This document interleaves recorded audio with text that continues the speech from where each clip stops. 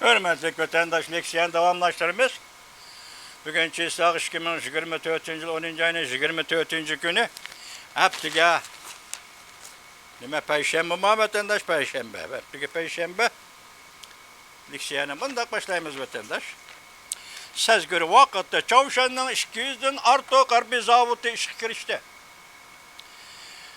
Mavzulu haber 10. ayının 23. günü Fransa RFI torbiyeti ilan kılındı. Haber bundak başlandı. Amerika'da çoğun sayılamga şikayette kaldı. Çavuşan'ın rehberi Kim Jong-un raketa harbi bazılarını gözden geçirdi. Onun bu hareketi belki Amerika'nın devlet teritoriyası uzun musafirlik yadro kurallarını işiltişini sınak kılışını maksat kıldı. Zavutun işlemine maksat kıldı. Ondan başka Koriya istihbaratı Çavuşan'ın 200'den artık harbi zavutunun işlep çıkarışına kirişkenliğine çıkarıldı.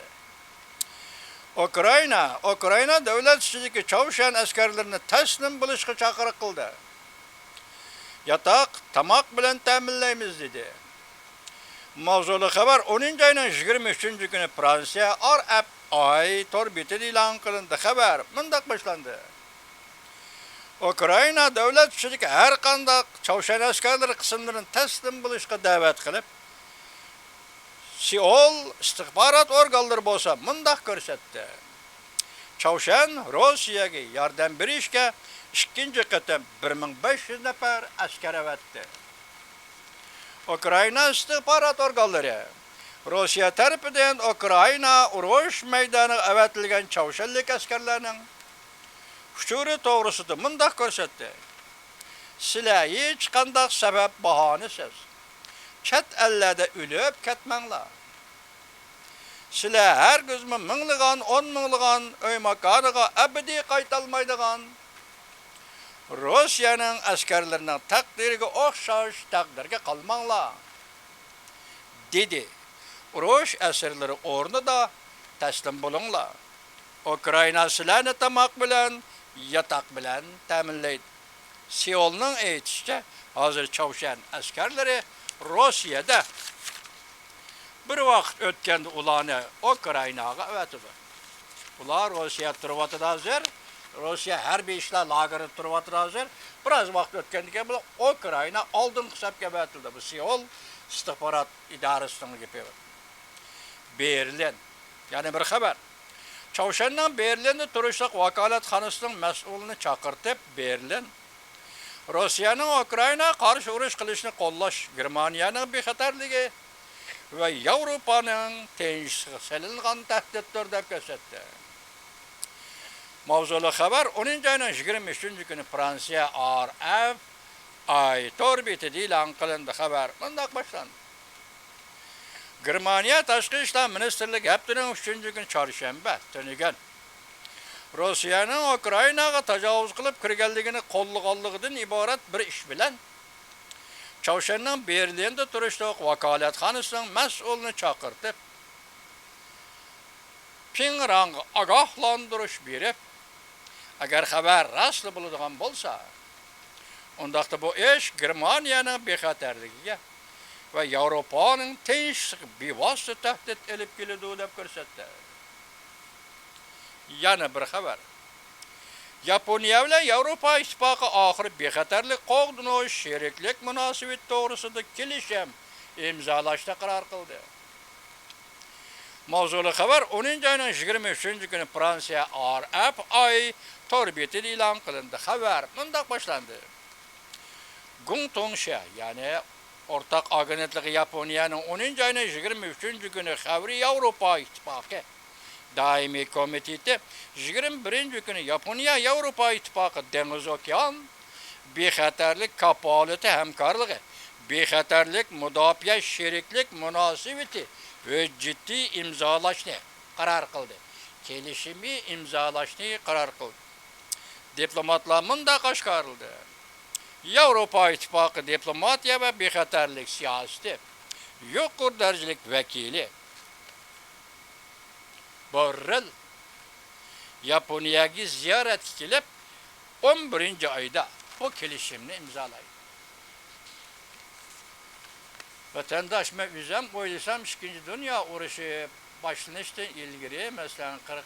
yıllarımı ya başlanğandan keyin yoki başlanğan arpsida Yaponiya Irak şərqdə iki kelişim imzaladı, hərbi emas, dövlətlər ara kelişim. Birincisi Stalin bilen Rusya bilen Sovet Sovetler bilen kelişim imzaladı. O Irak şərqdə bitirib turduğanlığını bildirdi. İkincisi şu vaxtda Germaniya bilen məxfi kelişim imzalab 38. parallel deydi. Sanat bəqanlı mən bilmeymen. Şu vaxtı getdi. Şu vaxtki hesaba çıkıştı 38. paralel. Hazır Uyguristan'ın Cimisar nahiyesine doğru kildik evet.